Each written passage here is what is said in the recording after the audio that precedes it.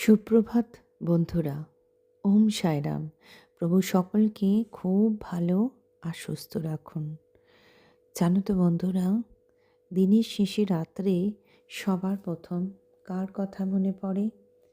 সে আর কেউ না, সে হলো মা।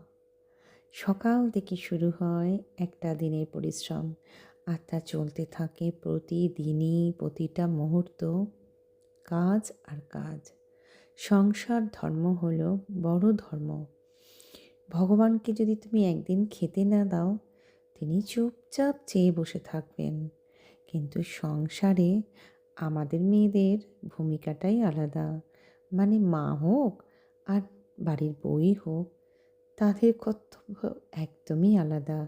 রান্না করা, খেতে দেওয়া, তারপর তো সবার এটা চাই ওটা চাই। বড় আজকাল ক্লান্ত লাগে।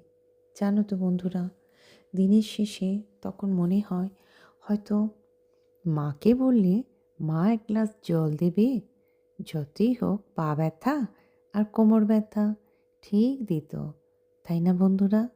তবে কিছু কিছু পুরুষ মানুষও হয়তো বা ডিউটি করে দেয়। মাঝে মাঝে মন খারাপ হলে বড় কান্না পায়, তখন কেঁদে নিই। কিন্তু দুঃখটা শুনবে কে? আর সময়টাই বা দেবে কে শোনার? আছে ওই যে চেয়ে আছে ভগবান। ওনাকে বলো, হোক না পাথর, হোক না মূর্তি, সব দুঃখ যে উনিই শোনেন। তাই ওনার কাছে সব দুঃখ কেঁদে কেঁদে বলো। কিন্তু ভুলেও কোনো স্বার্থপর মানুষকে বলো না বন্ধুরা।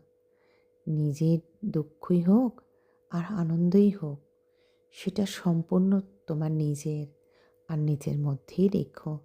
তাতে তুমি খুব ভালো থাকবে আর শান্তিতেও থাকবে।